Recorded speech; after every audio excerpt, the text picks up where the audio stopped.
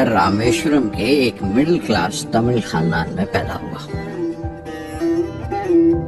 मेरे अब्बा ज़ैनुलाब्दीन के पास न तालीम थी न दौलत, लेकिन इन मजबूरियों के बावजूद एक दानाई थी उनके पास और हौसला था।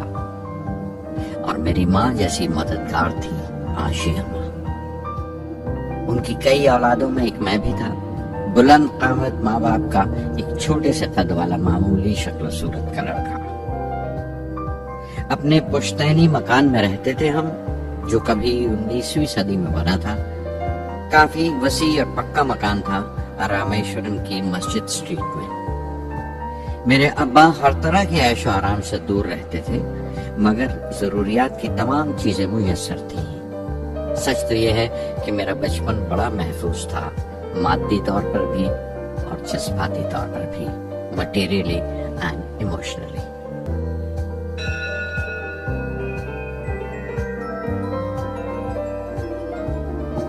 रामेश्वरम का मशहूर शिव मंदिर हमारे घर से सिर्फ 10 मिनट की दूरी पर था।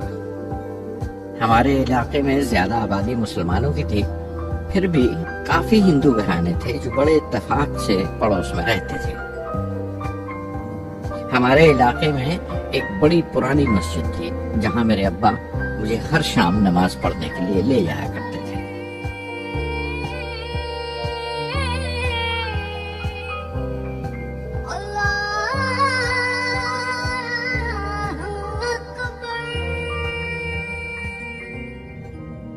रामेश्वरम मंदिर के बड़े पुरोहित पक्षी लक्ष्मण शास्त्री मेरे अब्बा के पक्के दोस्त थे। मेरी बचपन की यादों में आंकी हुई एक याद ये भी थी कि अपने अपने रवायती लिबास में बैठे हुए वो दोनों कैसे रूहानी मसलों पर देर देर तक बातें करते रहते थे। मेरे अब्बा मुश्किल से मुश्किल रूहानी मामलों को भी तमिल की आम जबान में बयान कर लिया करते थे। एक बार मुझसे कहा था, जब आफत आए तो आफत की वजह समझने की कोशिश करो, मुश्किलें हमेशा खुद को परखने का मौका देती हैं।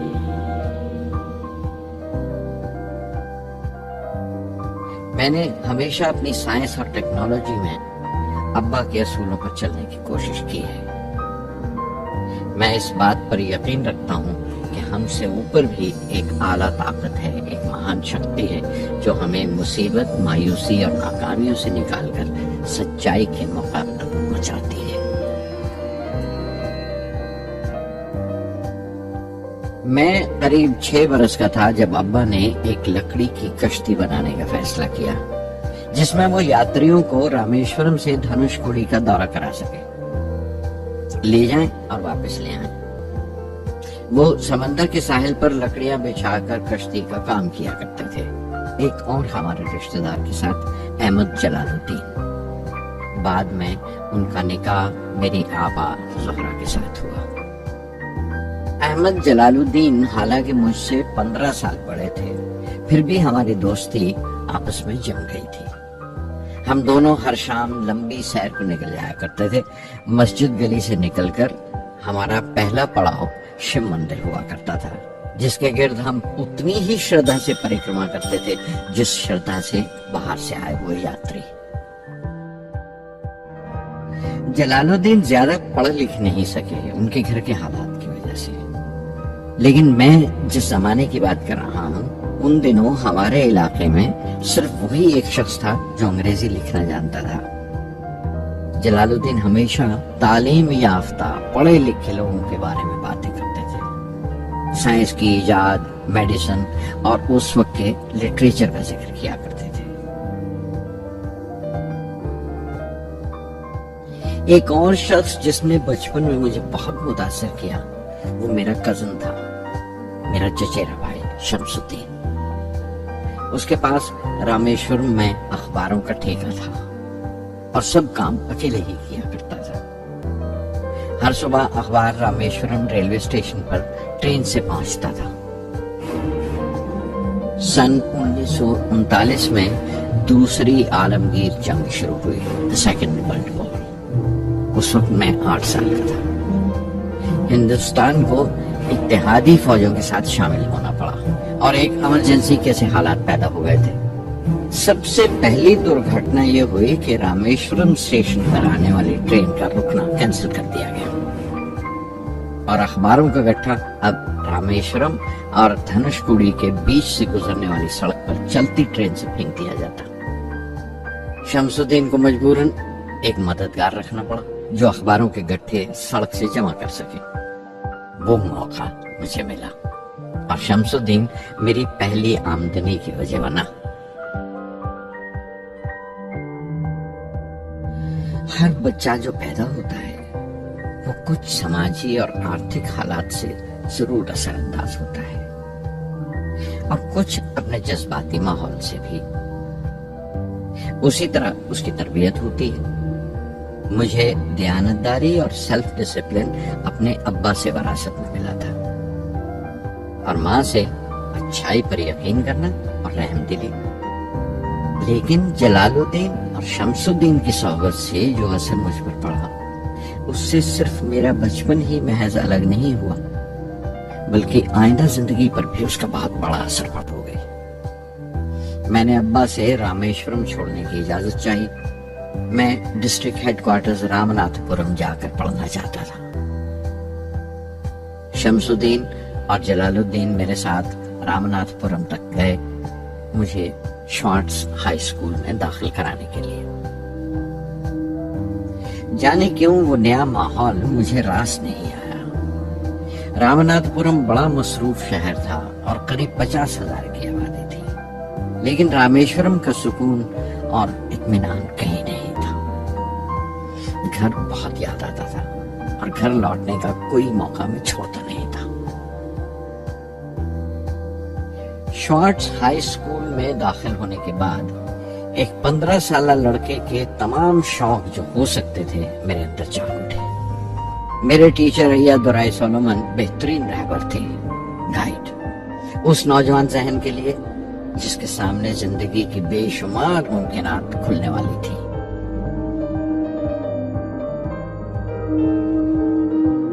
رام ناتھ پورم کے اس عرصہ قیام میں ان سے میرا رشتہ استاد شاگرد یا گرو شیشیہ سے بھی آگے نکل گیا۔ ایا دورائے کہا کرتے تھے، زندگی کامیاب ہونے اور نتیجے حاصل کرنے کے لیے 3 طاقتوں پر قابو پانا بہت ضروری ہے: خواہش، یقین اور امید۔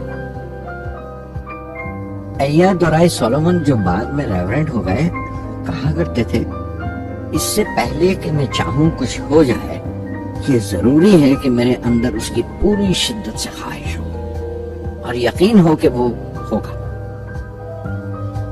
میں اپنی زندگی سے اگر مثال دوں تو مجھے بچپن سے ہی آسمان کے اسرار اور پرندوں کی پرواز ہمیشہ حیران کرتی تھی، فیسینیٹ کرتی تھی۔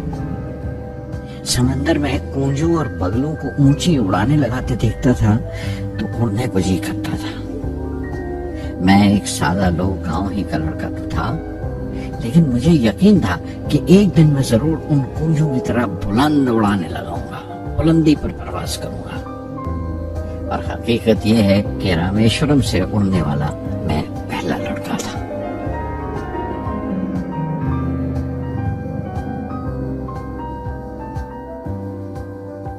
شوارٹز اسکول میں تعلیم ختم کرتے کرتے میرے اندر خود اعتمادی بس چکی تھی اور مجھے یقین تھا کہ میں ضرور کامیابی حاصل کروں گا۔ میں تعلیم آگے جاری رکھوں گا، اس میں کوئی دوسرا خیال نہیں تھا۔ سن 1950 میں انٹرمیڈیٹ پڑھنے کے لیے سینٹ جوزف کالج ٹریچی میں داخل ہو گیا۔ جب بی ایس سی ڈگری کے لیے میں نے سینٹ جوزف کالج میں داخلہ لیا تو ہائر ایجوکیشن کے معنی صرف اتنا ہی جانتا تھا۔ یہ نہیں جانتا تھا کہ ہائر ایجوکیشن کے لیے کچھ اور بھی ہو سکتا ہے، نہ یہ جانتا تھا کہ سائنس پڑھ کے فیوچر کے لیے اور کیا موقع حاصل ہو سکتے ہیں۔ بی ایس سی پاس کرنے کے بعد ہی جان پایا کہ فزکس میرا سبجیکٹ نہیں تھا۔ اپنے خواب کو پورا کرنے کے لیے مجھے انجینئرنگ میں جانا چاہیے تھا۔ پتہ نہیں کیوں کچھ لوگوں کا ایسا خیال ہے کہ سائنس آدمی کو خدا سے منکر کر دیتی ہے، لیکن میرے لیے تو سائنس اعتماد، وشواس اور روحانی تسکین کی وجہ رہی ہے۔ کسی طرح میں MIT یعنی مدراس انسٹیٹیوٹ آف ٹیکنالوجی کے امیدواروں کی لسٹ میں تو آ گیا، لیکن اس کا داخلہ بہت مہنگا تھا. کم سے کم 1000 روپے کی ضرورت تھی اور میرے ابا کے پاس اتنے روپے نہیں تھے. اس وقت میری اکا، میری آپا زہرا نے اپنے سونے کے کڑے اور چین بیچ کر میری فیس کا انتظام کیا. مجھ پر اس کی امید اور یقین دیکھ کر میں پسیج گیا.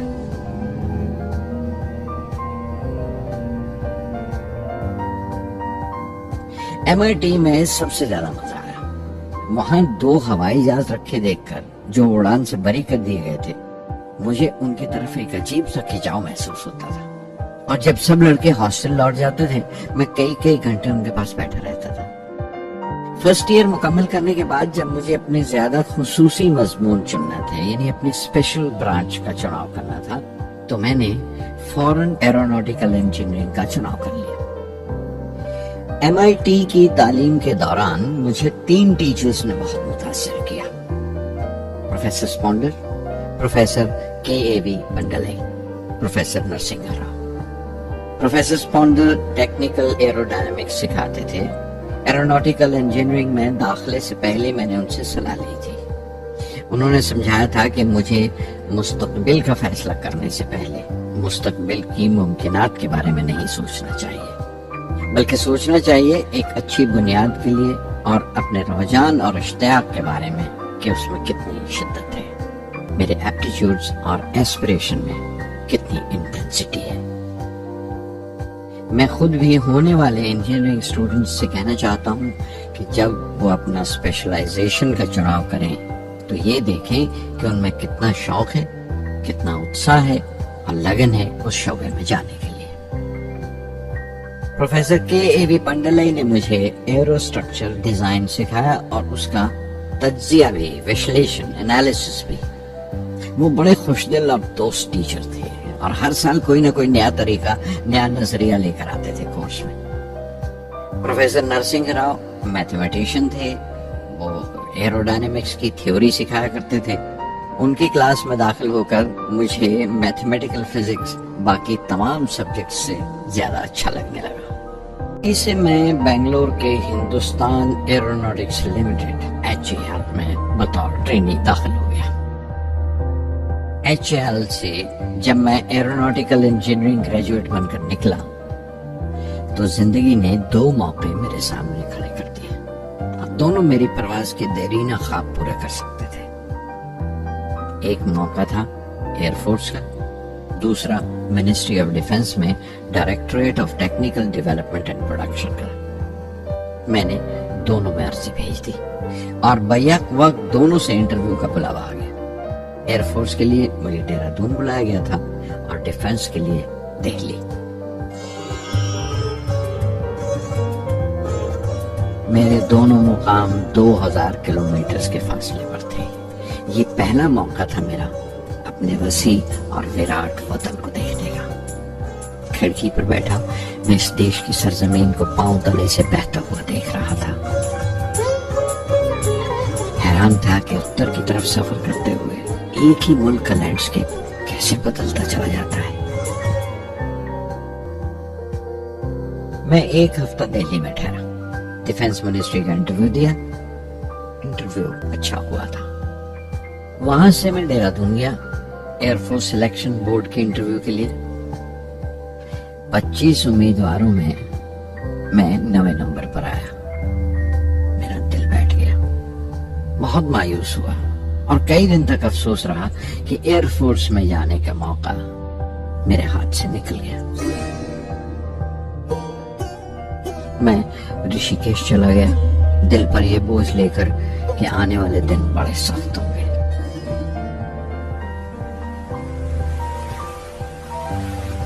گنگا میں اسنان کیا اور پھر چلتا ہوا پاس کی پہاڑی پر شیوانند آشرم تک پہنچ گیا. سوامی شیوانند سے بھیٹ ہوئے.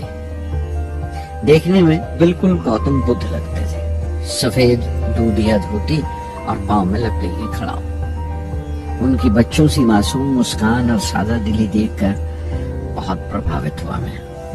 میں نے بتایا انہیں کیسے میں انڈین ایئر فورس میں بھرتی ہونے سے رہ گیا. اور میری کتنی شدید خواہش تھی آسمانوں میں اڑنے کی، پرواز کرنے کی۔ وہ مسکرا دیے، بولے خواہش اگر دل و جان سے نکلی ہو، وہ پوتر ہو اور اس میں شدت ہو، تو اس میں کمال کی ایک الیکٹرو میگنیٹک انرجی ہوتی ہے، ایک برقی مقناطیسی طاقت ہوتی ہے۔ دماغ جب سوتا ہے تو وہ انرجی رات کی خاموشی میں باہر نکل جاتی ہے، اور صبح کائنات برہمانڈ سے ستاروں کی گتی رفتار کو اپنے ساتھ سمیٹ کر دماغ میں لوٹ آتی ہے۔ اسی لیے جو سوچا ہے اس کی سرشٹی اوشیہ ہے، وہ تخلیق ہوگا۔ تم وشواس کرو اس ازلی بندھن پر، اس وچن پر کہ سورج پھر لوٹے گا، بہار پھر سے آئے گی۔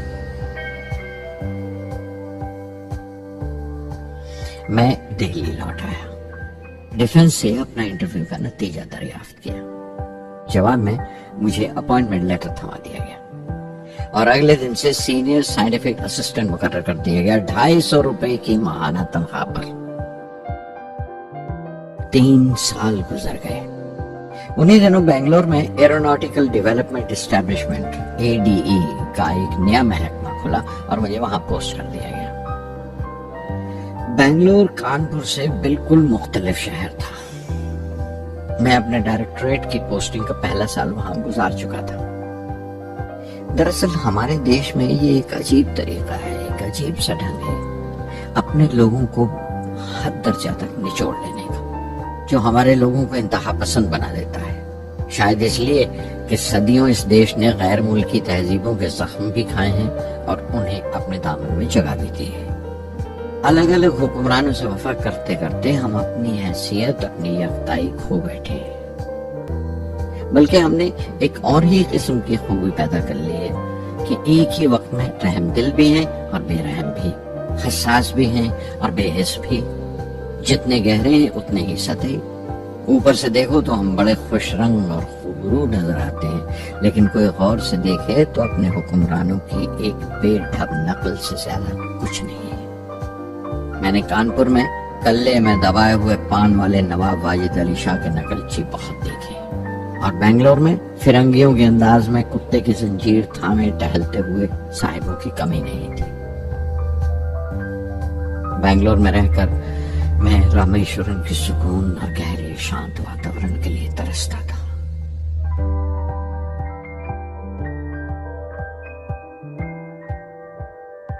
پہلے سال تو ADE میں کوئی زیادہ کام نہیں تھا۔ ایک پروجیکٹ ٹیم بنائی تھی کہ 3 سالوں میں ایک سودیشی ہاور کرافٹ تیار کریں، اور وہ وقت سے پہلے تیار ہو گیا۔ نندی اس کا نام رکھا گیا، شیو کی سواری کے آدھار پر۔ اس کا ڈیزائن ہماری امید سے زیادہ اچھا تھا، لیکن میں سخت مایوس ہوا جب آپسی کنٹروورسیز کی بنا پر سارا پروجیکٹ بالائے طاق رکھ دیا گیا، بند کر دیا گیا۔ Professor MGK Menon, Tata institute of fundamental research کے ڈائریکٹر، ایک روز اچانک ہی ہماری جانچ پڑتال کو آ پہنچے۔ نندی کا ذکر نکلا، مجھ سے پوچھ تاچھ کرتے ہوئے انہوں نے خواہش ظاہر کی ایک 10 منٹ کی اڑان کے لیے۔ اس کے 1 ہفتہ بعد کی بات ہے، مجھے انکوسپار سے بلاوا آ گیا، the Indian committee for space research. میں ممبئی چلا گیا راکٹ انجینئر کی پوسٹ کے لیے انٹرویو دینے۔ میرا انٹرویو لینے والے ڈاکٹر وکرم سارا بھائی اور پروفیسر MGK مینن کے علاوہ مسٹر سراف تھے، جو اس وقت ایٹمک انرجی کمیشن کے ڈپٹی سیکرٹری کے عہدے پر تھے۔ ڈاکٹر سارا بھائی کی گرم جوشی نے پہلی ہی ملاقات میں میرا دل مول لیا۔ اگلے ہی دن مجھے خبر مل گئی کہ میں چن لیا گیا۔ مجھے انکوسپار میں راکٹ انجینئر کی حیثیت سے شامل کر لیا گیا تھا۔ سن 1962 کے دیرینہ حصے میں کہیں انکوسپار نے تھمبا میں ایکویٹوریل راکٹ لانچنگ اسٹیشن بنانے کا فیصلہ کیا۔ تھمبا کیرلا میں تریویندرم سے پرے ایک دور دراز کے اونگتے سے گاؤں کا نام ہے۔ ہندوستان میں یہ ماڈرن راکٹ بیسڈ ریسرچ کی ایک دبی سی ابتدا تھی، ہلکی سی شروعات۔ اس کے فوراً بعد ہی مجھے 6 ماہ کے لیے امریکہ بھیج دیا گیا۔ नासा में रॉकेट लॉन्चिंग की ट्रेनिंग के लिए। जाने से पहले मैं थोड़ा सा वक्त निकालकर रामेश्वरम गया। मेरे अब्बा मेरी इस कामयाबी के लिए बहुत खुश हुए और मुझे उसी मस्जिद लैंगली रिसर्च सेंटर वर्जीनिया में मैंने अपने काम की शुरुआत की। बाद में Goddard space flight centre Maryland चला गया। मैं अपना इम्प्रेशंस अमेरिकन्स के बारे में बेंजामिन फ्रैंकलिन के इस जुमले से बयान कर सकता हूँ, जिन बातों से तकलीफ होती है उनसे तालीम भी मिलती है। हिंदुस्तानी तंजीमों में, यहाँ की ऑर्गेनाइजेशंस में एक बड़ी मुश्किल है। जो ऊपर हैं वो बड़े मगरूर हैं। अपने से छोटों की, जूनियर्स और सबऑर्डिनेट्स की राय लेना अपनी हद तक समझते हैं। कोई शख्स भी अपनी खूबी दिखा नहीं सकता अगर आप उसे मलामत ही करते रहें। उसूल और पाबंदी, पाबंदी और सख्ती, सख्ती और जुल्म के बीच की लाइन बड़ी महीन है, बारीक है। उसकी पहचान बहुत जरूरी है। मैं जैसे ही नासा से लौटा, फौरन बाद हिंदुस्तान का पहला रॉकेट लॉन्च वाक़या हुआ 21 नवंबर सन 1963। वो साउंडिंग रॉकेट था, नाम नाइकी अपेची। नाइकी अपेची की कामयाबी के बाद प्रोफेसर साराभाई ने अपनी आरज़ू, अपने ख्वाब का इजहार किया। एक Indian satellite launch vehicle ISLV का सपना। हिंदुस्तानी रॉकेट का ख्वाब 20वीं सदी में एक तरह से 18वीं सदी का ख्वाब भी कहला सकता है, जो टीपू सुल्तान ने देखा था। टीपू सुल्तान की फौज में 27 ब्रिगेड थे जो खुशून कहलाते थे, और हर एक ब्रिगेड में एक दस्ता था रॉकेटमैन का जो साथ रहा करता था और जुर्क्स कहलाता था। जब टीपू सुल्तान मारा गया तो अंग्रेजों ने 700 रॉकेट्स और 900 रॉकेट के सब सिस्टम्स बरामद किए 1799 में तिरुकन्नाहल्ली की जंग के बाद। वो रॉकेट्स विलियम कॉन्गरीव ने इंग्लैंड भिजवा दिए जांच पड़ताल के लिए, उसकी तकनीक समझने के लिए, जिसे आज की साइंसी जबान में हम रिवर्स इंजीनियरिंग कहते हैं। टीपू सुल्तान की मौत के साथ उस ख्वाब की भी मौत हो गई, कम से कम 150 साल के लिए। पंडित जवाहरलाल नेहरू की बदौलत वो रॉकेटरी का ख्वाब एक बार फिर हिंदुस्तान में जिंदा हुआ। प्रोफेसर साराभाई ने उस ख्वाब को हकीकत बनाने की जिम्मेदारी अपने सर ले ली। बहुत से तंग नजर लोगों को एतराज था इस बात पर कि इस मुल्क में जहां लोगों को 2 वक्त की रोटी नसीब नहीं होती, वहां इन स्पेस उड़ानों को, इन खलाई तहरीकों को क्यों तरजीह दी जा रही है। लेकिन प्रधानमंत्री पंडित नेहरू और प्रोफेसर साराभाई के नजरिए में किसी किस्म का मुबालगा नहीं था। उनके नजरिए बिल्कुल साफ थे कि अगर दुनिया के मुल्कों में और दुनिया के मसलों में कोई हिस्सा लेना है, शिरकत करनी है, हिंदुस्तान को कोई हैसियत हासिल करनी है, तो साइंस और टेक्नोलॉजी की तरक्की और खुद मुख्तारी, सेल्फ रिलायंस अशद जरूरी है। और उनका मकसद ताकत का मुजाहिरा हरगिज नहीं था। सहज पके सो मीठा होए। थुम्बा में 2 रॉकेट सहज पके मगर कामयाब हुए, एक रोहिणी, दूसरा मेनका। अगला साल लगा ही था जब प्रोफेसर साराभाई ने मुझे दिल्ली बुला भेजा। एक मीटिंग थी और मीटिंग में ग्रुप कैप्टन VS नारायणन से मेरा तारुफ कराया गया, जो एयर हेडक्वार्टर्स से थे। प्रोफेसर साराभाई ने रेटो तैयार करने का इरादा जाहिर किया। Rocket assisted take off system, एक मिलिट्री एयरक्राफ्ट जो रॉकेट की मदद से उड़ाया जा सके बड़ी छोटी सी जगह में। शाम तक ये खबर भी आम हो गई कि हिंदुस्तान एक खुद साख्ता मिलिट्री एयरक्राफ्ट तैयार कर रहा है और मैं उस प्रोजेक्ट का मुख्तार हूँ, जिम्मेदार हूँ। मैं कई तरह के जज्बात से भर गया, खुश भी था, शुक्रगुजार भी, खुशकिस्मत भी, और एक एहसास हुआ तकमील का, फुलफिलमेंट का। 19वीं सदी के एक शायर की ये सत्रें बहुत याद आई। हर दिन के लिए तैयार रहो, हर दिन को एक तरह ही मिलो। जब ओखली हो बर्दाश्त करो, जब दस्ता हो तो वार करो। नेटो पे काम करते हुए 2 अहम वाकयात हुए। पहला तो ये था कि अपने देश में पहली बार स्पेस रिसर्च का 10 साला प्रोग्राम तैयार हुआ, जिसके ऑथर थे प्रोफेसर साराभाई। मेरे लिए वो एक ऐसा रूमानी मैनिफेस्टो था जैसे स्पेस से इश्क करने वाले किसी शायर की रूमानी नज्म हो, जैसे कोई अपने देश के आसमान से इश्क करने लगा हो। और दूसरा वाक़या मिनिस्ट्री ऑफ डिफेंस में मिसाइल पैनल का तैयार होना। नारायणन और मैं, हम दोनों उस पैनल के मेंबर थे। उस वक्त तक भविष्य की आने वाली SLV सैटेलाइट लॉन्च व्हीकल का नाक नक्शा भी तैयार हो चुका था। प्रोफेसर साराभाई अपने देरीना ख्वाब को ताबीर देने के लिए कुछ और साथियों का चुनाव कर चुके थे। मैं खुद को खुशकिस्मत समझता हूं कि मुझे उस प्रोजेक्ट का लीडर चुना गया। उस पर प्रोफेसर साराभाई ने मुझे एक और जिम्मेदारी भी सौंपी कि लॉन्च की 4थी स्टेज मैं ही डिजाइन करूं। ये मामूल था, मेरा आदत थी कि हर मिसाइल पैनल की मीटिंग के बाद मैं जाकर प्रोफेसर साराभाई को पूरी तफसील, पूरी रिपोर्ट देता था। दिल्ली में ऐसी ही एक मीटिंग के बाद 23 दिसंबर 1971 को मैं त्रिवेंद्रम लौट रहा था और उस दिन प्रोफेसर साराभाई थुम्बा में SLV का मुआयना करने गए हुए थे। दिल्ली एयरपोर्ट के लाउंज से मैंने उन्हें फोन किया, पैनल मीटिंग की तफसील बताई। प्रोफेसर साराभाई ने मुझे कहा कि मैं त्रिवेंद्रम एयरपोर्ट पर उनका इंतजार करूं। मैं जब त्रिवेंद्रम पहुंचा तो फिजा में एक मातम बिछा हुआ था। मुझे खबर दी गई कि प्रोफेसर साराभाई नहीं रहे। चंद घंटे पहले दिल का दौरा पड़ने से उनका इंतकाल हो गया। मैं थर्रा के रह गया। चंद घंटे पहले ही तो मैंने उनसे बात की थी। मेरे लिए वो बहुत बड़ा सदमा था। प्रोफेसर साराभाई मेरी नजर में इंडियन साइंस के राष्ट्रपिता हैं, जैसे राष्ट्र के पिता महात्मा गांधी हैं। उन्होंने अपनी टीम से रहनुमा पैदा किए। MG के मेनन ने स्पेस रिसर्च का काम संभाला।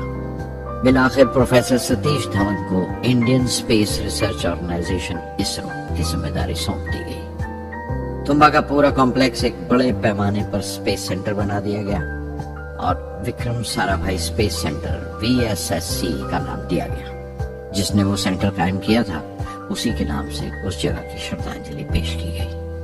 मशहूर मेटलर्जिस्ट डॉक्टर ब्रह्म प्रकाश VSSC के पहले डायरेक्टर मुकर्रर हुए।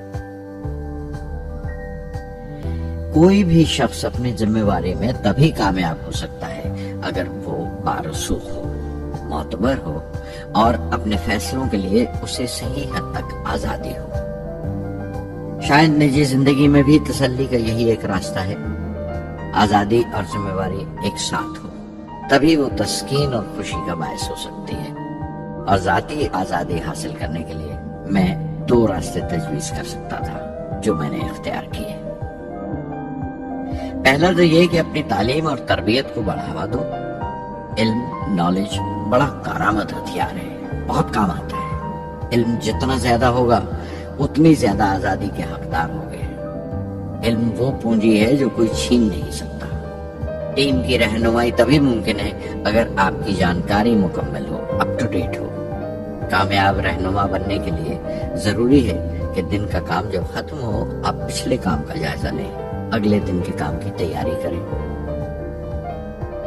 दूसरा तरीका यह है कि अपने काम को अपना फख्र समझें, गर्व समझें और जरूरी है कि अपने अंदर की शक्ति की सही जानकारी हो। जो करो उस पर यकीन रखो या जिस पर यकीन हो वही करो, वरना दूसरों के ईमान का शिकार बनते रहोगे। SLV प्रोजेक्ट के पहले 3 सालों में साइंस के बहुत से नए नए इसरार खुले और आहिस्ता आहिस्ता साइंस और टेक्नोलॉजी का फर्क समझ आने लगा। रिसर्च और अमल, डेवलपमेंट का फासला पता चलने लगा। किसी भी इजाद में गलतियां होना लाजमी है, लेकिन हर गलती कामयाबी की तरफ एक और कदम उठाती है, एक और सीढ़ी बन जाती है। کسی بھی تخلیق کی طرح SLV3 کی تخلیق بھی کئی دردناک لمحوں سے گزری۔ ایک روز جب میں اور میرے تمام ساتھی اپنے کاموں میں پوری طرح ڈوبے ہوئے تھے، میرے گھر سے ایک موت کی اطلاع پہنچی۔ میرے دوست اور ہمدرد میرے بہنوئی جلال الدین کا انتقال ہو گیا تھا۔ کچھ دیر کے لیے تو میں سن ہو کر رہ گیا، میری آنکھوں میں اندھیرا چھا گیا۔ تھوڑی دیر بعد جب اپنے چوگرتے کا احساس ہوا تو محسوس کیا جیسے میری ہستی کا ایک حصہ مر گیا تھا۔ رات کی رات بسوں میں سفر کرتا ہوا اگلی صبح میں رامیشور پہنچا۔ زہرا کو کیا تسلی دیتا اور کیا صبر دیتا اپنی بھانجی محبوبہ کو جو رو رو کر ہلکان ہو رہی تھی۔ میری آنکھوں کے سوتے پہلے ہی سوکھ چکے تھے۔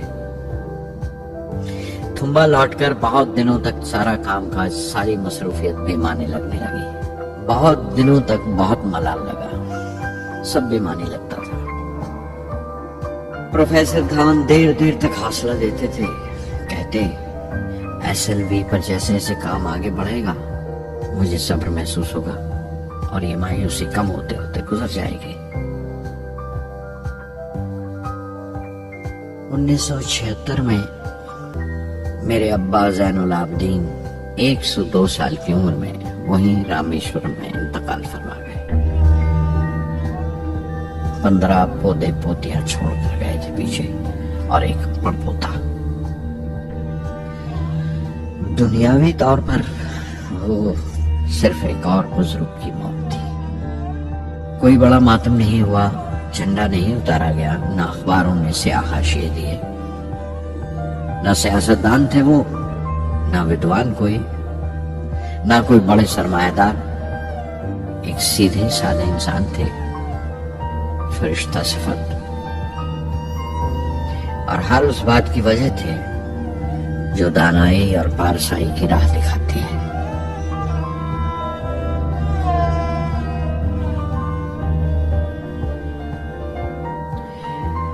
میں بہت دیر تک اپنی ماں کے پاس بیٹھا رہا، چپ چاپ، اور جب اٹھا تھمبا لوٹنے کے لیے تو اس نے روندھے گلے سے دعائیں دی مجھے۔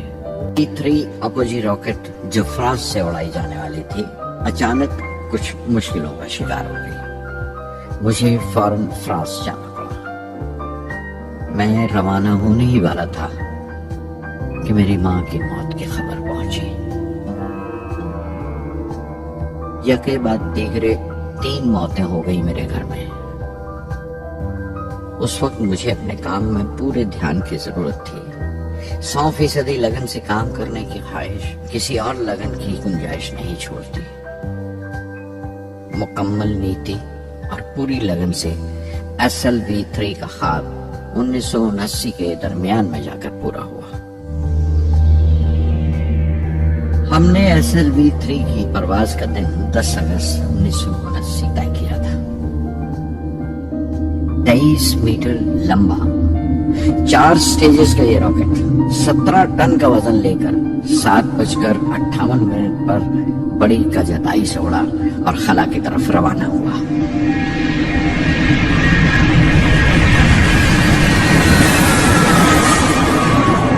پہلی سٹیج ہر طرح سے پختہ نکلی اور بڑے آرام سے راکٹ دوسری سٹیج میں داخل ہو گیا۔ ہم سب دم بخود رہ گئے، سانس روکے بیٹھے تھے۔ ہمارے برسوں کا خواب آسمان کی طرف سفر کر رہا تھا۔ اچانک ہمارے خواب میں درار آئی، ہمارا سکوت ٹوٹا، ہماری خاموشی ٹوٹی۔ دوسری سٹیج قابو سے باہر ہونے لگی تھی۔ 317 سیکنڈ کے بعد پرواز ٹوٹ گئی۔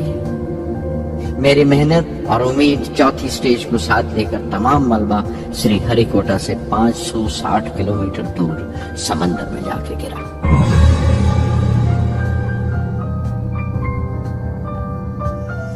اس حادثے سے ہم سب کو سخت صدمہ پہنچا۔ میں غم و غصے سے بھر گیا، نچڑ گیا، بالکل جسمانی طور پر بھی اور ذہنی طور پر بھی۔ میں سیدھا اپنے کمرے میں گیا اور بستر میں دھس گیا۔ میں نے اپنے کندھے پر ایک دلاسے کا ہاتھ محسوس کیا تو آنکھ کھولی۔ دوپہر ڈھل چکی تھی، شام قریب تھی۔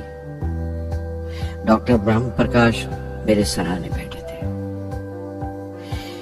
ان کی اس ہمدردی نے چھو لیا مجھے۔ میں اداس تھا، مایوس تھا، لیکن اکیلا نہیں۔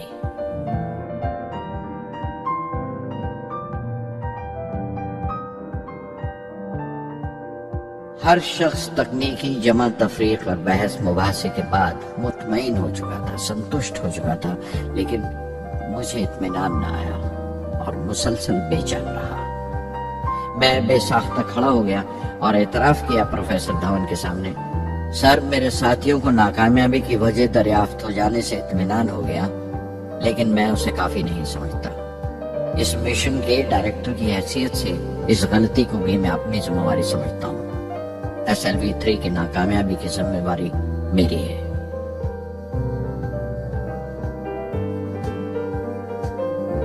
سائنس کا کام کمال درجہ اتساہ بھی دیتا ہے، خوشی بھی اور اتنی ہی گہری مایوسی بھی۔ اس طرح کے واقعات سوچ سوچ کر میں دل کو ڈھارس دیتا رہا۔ یہ خیال کہ انسان چاند پر اتر سکتا ہے سب سے پہلے ایک روسی سائنٹسٹ نے سوچا تھا۔ اسے حقیقت بننے میں 40 سال گزر گئے جب امریکہ نے اسے پورا کیا۔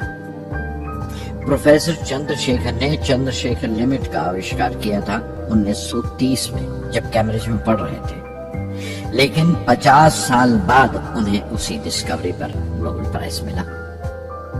وان برون اپنی سیٹرن لانچ وہیکل سے آدمی کو چاند پر اتارنے سے پہلے کتنی ساری ناکامیوں سے گزرے ہوں گے۔ پہاڑ کی چوٹی پر اترنے سے پہاڑ پر چڑھنے کا تجربہ نہیں ملتا۔ زندگی پہاڑ کی چڑھانوں پر ملتی ہے، چوٹی پر نہیں۔ چڑھانوں پر ہی تجربے ملتے ہیں اور زندگی منچتی ہے اور ٹیکنالوجی ترقی کرتی ہے۔ چوٹی پر پہنچنے کی کوشش ہی میں چڑھانوں کا علم حاصل ہوتا ہے۔ میں ایک ایک قدم چلتا رہا، چڑھتا رہا چوٹی کی طرف۔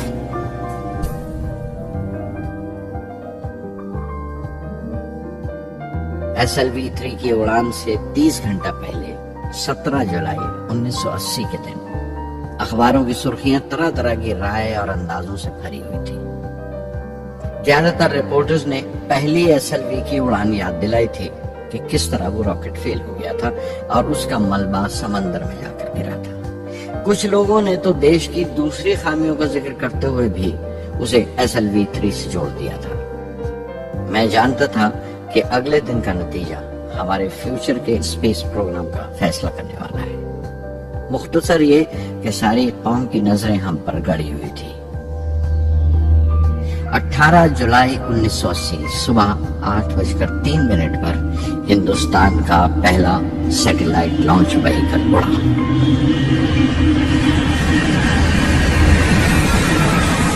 میں نے روہنی سیٹلائٹ کا تمام ڈیٹا کمپیوٹر پر جانچا۔ اگلے 2 منٹ کے اندر اندر روہنی انترکش میں تھا۔ اس تمام شور و غل کے بیچ میں نے اپنی زندگی کے سب سے اہم الفاظ ادا کیے۔ میں مشن ڈائریکٹر بول رہا ہوں، ایک ضروری خبر سننے کو تیار رہو۔ چوتھی سٹیج کامیابی کے ساتھ روہنی سیٹلائٹ کو لے کر انترکش میں داخل کر رہی ہے۔ میں بلاک سے باہر آیا تو میرے ساتھیوں نے مجھے کندھوں پر اٹھا لیا اور نعرے لگاتے ہوئے جلوس نکالا۔ ساری قوم میں ایک جوش کی لہر دوڑ گئی۔ ہندوستان ان چند قوموں میں شامل ہو گیا تھا جن کے پاس سیٹلائٹ لانچ کی قابلیت تھی۔ ہماری قوم کا ایک خواب پورا ہوا تھا اور ہمارے اتحاد کا ایک نیا باب کھلا، ایک نیا چیپٹر۔ پردھان منتری اندرا گاندھی نے مبارکباد کا تار بھیجا اور سب سے زیادہ ہندوستان کے سائنسدان خوش تھے کہ یہ پوری کوشش سودیشی تھی، ہماری اپنی تھی۔ میں کچھ ملے جلے جذبات سے گزر رہا تھا۔ میں خوش تھا کہ پچھلی 2 دہائیوں سے جس کوشش میں تھا بالآخر اس میں کامیاب ہوا، لیکن اداس تھا جن لوگوں کی بدولت میں یہاں پہنچا تھا وہ لوگ میرے ساتھ نہیں تھے۔ میرے ابا، میرے بہنوئی جلال الدین اور پروفیسر سارا بھائی۔ SLV3 کی کامیابی کے مہینے بھر کے اندر ہی پروفیسر دھون کا فون آیا ایک دن اور دلی بلایا پردھان منتری سے ملنے کے لیے۔ میری ایک چھوٹی سی الجھن تھی کپڑوں کو لے کر۔ ہمیشہ سے بڑے عامیانہ سے کپڑے پہنتا ہوں اور پاؤں میں چپل یا سلیپر کہہ لو۔ پردھان منتری کو ملنے جیسا وہ لباس نہیں تھا، میرے لیے نہیں، ان کے احترام کے لیے۔ سنا تو پروفیسر دھون بولے، کپڑوں کی فکر مت کرو، تم نے جو شاندار کامیابی پہن رکھی ہے وہ کافی ہے۔ ریپبلک ڈے 1981 میرے لیے ایک بڑی خوشخبری لے کر آیا کہ مجھے پدم بھوشن سے نوازا گیا ہے۔ میں نے اپنے کمرے کو بسم اللہ خان کی شہنائی سے بھر لیا۔ شہنائی کی گونج مجھے کہیں اور ہی لے گئی۔ میں رامیشورم پہنچ گیا، ماں کے گلے لگا۔ ابا نے میرے بالوں کو انگلیوں سے سہلایا اور میرا دوست، میرا رفیق جلال الدین مسجد گلی میں جمع ہوئے لوگوں میں میرے انعام کا اعلان کر رہا تھا۔ میری بہن زہرا نے میٹھا بنایا گھر میں، پکشی لکشمن شاستری نے میرے ماتھے پر تلک لگایا، فادر سولومن نے میرے ہاتھ میں سلیب دے کر دعا پڑھی اور پروفیسر سارا بھائی کو دیکھا۔ ان کے چہرے پر مسکراہٹ تھی، فخر تھا۔ جو پودا وہ لگا کر گئے تھے اب پورا پیڑ بن چکا تھا، جس کے پھل ہندوستان کی عوام تک پہنچ رہے تھے۔ جون 1982 میں نے defence research and development laboratory DRDL کی ذمہ داری سنبھال لی۔ اس وقت کے defence minister Shri R Venkataraman نے جب مشورہ دیا کہ بجائے درجہ و درجہ میسائل تیار کرنے کے ہمیں مکمل اپنی میسائل تیار کرنے کا پروگرام بنانا چاہیے، تو ہمیں اپنے کانوں پر یقین نہیں ہے، اور دیکھتے دیکھتے ہی وہ پروجیکٹ ایک مکمل میسائل کا پروگرام بن گیا، جس کے نتیجے آئندہ بہت دور تک پہنچے۔ ہر ایک پروجیکٹ کا نام ہندوستان کی خود مختاری، سیلف ریلائنس کا ثبوت تھا۔ سرفیس ٹو سرفیس میسائل کا نام پرتھوی رکھا گیا، ٹیکٹیکل کور وہیکل کو ترشول کا نام دیا گیا، surface to air defence system Akash کہلایا، اینٹی ٹینک میسائل پروجیکٹ کو ناگ کے نام سے پکارا گیا، اور میرے دیرینہ خواب ریکس کو یعنی ری انٹری ایکسپیریمنٹ لانچ وہیکل کو میں نے اگنی کا نام دیا۔ میسائل ٹیکنالوجی کا ہنر دنیا کی کچھ چنی ہوئی قوموں کے پاس ہی تھا۔ وہ بڑے تعجب سے ہماری طرف دیکھ رہے تھے کہ ہم کیا کرنے جا رہے ہیں اور کیسے کریں گے۔ ہم ایک میٹنگ میں بیٹھے ہوئے اپنے مقصد کو پورا کرنے کے لیے 1984 کی نشاندہی کر رہے تھے جب ڈاکٹر برہم پرکاش کی موت کی خبر آئی۔ میرے لیے وہ ایک اور صدمہ تھا۔ پہلی SLV کی ناکامی کے وقت جس طرح انہوں نے ڈھارس دی تھی مجھے، وہ یاد کر کے میں اور زیادہ غمگین ہو گیا۔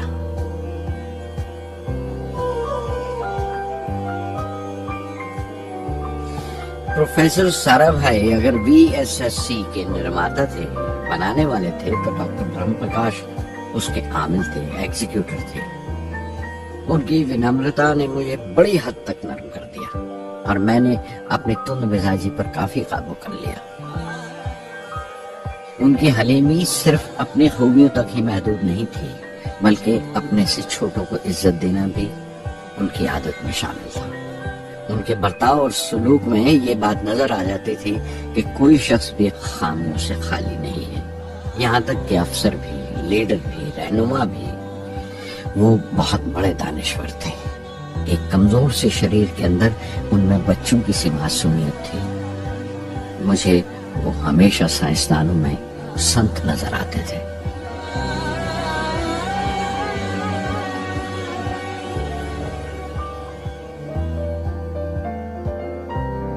पृथ्वी का काम अपनी तकमील को पहुंच रहा था जब हम 1988 में दाखिल हुए। 25 फरवरी 1988 सुबह 11:23 पर पृथ्वी की पहली परवाज वाक़ई हुई। हमारे मुल्क में वो एक ऐतिहासिक मौका था। पृथ्वी सिर्फ एक सरफेस टू सरफेस मिसाइल ही नहीं बल्कि आइंदा आने वाली तमाम किस्म के मिसाइल का बुनियादी नक्शा भी था, फ्यूचर का मॉड्यूल था वो।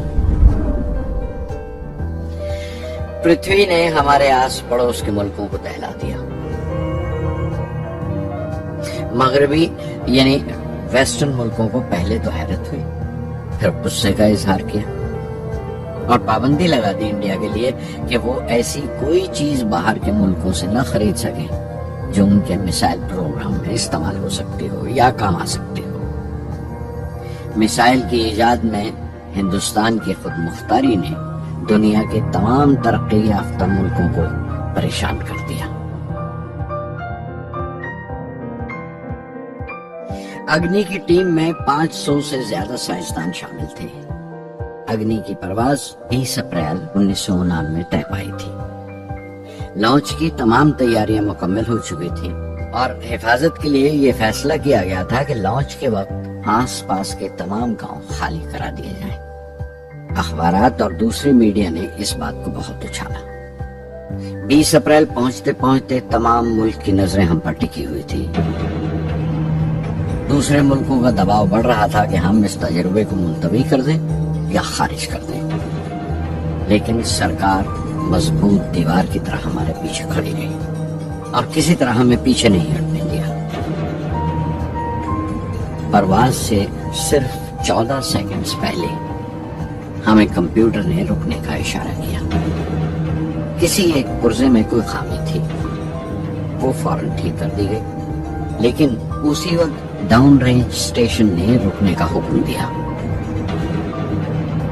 चंद सेकंड्स में कई रुकावटें सामने आ गई और परवाज मुलतवी कर दी गई। अखबारात ने आस्तीनें चढ़ा ली, हर बयान ने अपनी अपनी तरह की वजूहात निकाल ली।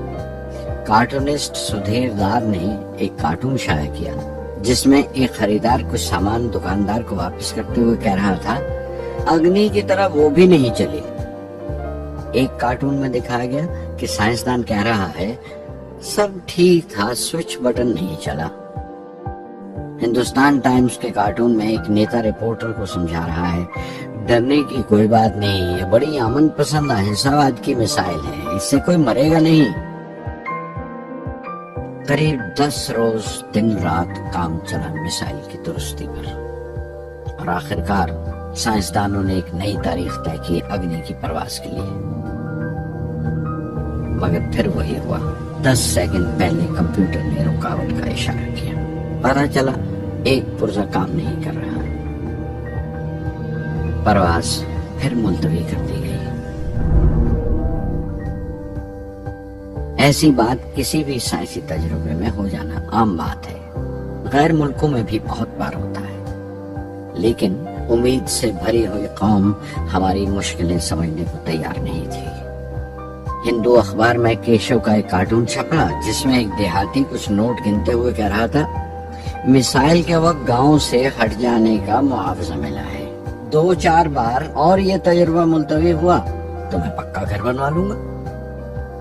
अमोल बटर वालों ने अपने होर्डिंग पर लिखा, अग्नि को ईंधन के लिए हमारे बटर की जरूरत है। अग्नि की मरम्मत का काम जारी रहा। आखिरकार एक बार फिर 22 मई की तारीख अग्नि की परवाज के लिए तय पाई। उसकी पिछली रात doctor Arunachalam, general KN Singh और मैं डिफेंस मिनिस्टर KC पंत के साथ चहलकदमी कर रहे थे। पूरे चांद की रात थी, हाई टाइड का वक्त था और लहरें गरज गरज कर खुदा की अजमत का नाम ले रही थी। कल अग्नि की परवाज कामयाब होगी या नहीं, बार बार यही सवाल हमारे दिमाग में गूंज रहा था।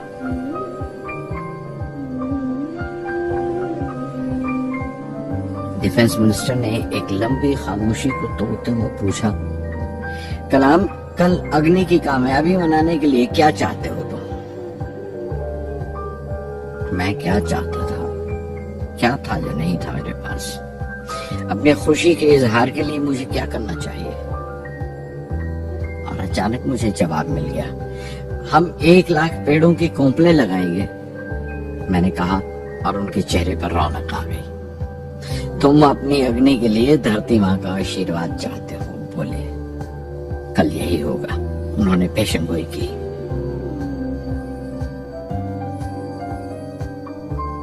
अगले दिन सुबह 7:10 पर अग्नि लॉन्च हुई।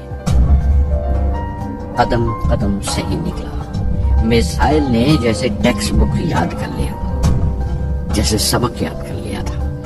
हर सवाल का सही जवाब मिल रहा था। लगता था एक लंबे खौफनाक ख्वाब के बाद एक खूबसूरत सुबह ने आँख खोली है। 5 साल की मुशक्कत के बाद हम इस लॉन्च पैड पर पहुंचे थे। इसके पीछे 5 लंबे सालों की नाकामयाबी, कोशिशें और इम्तिहान खड़े थे।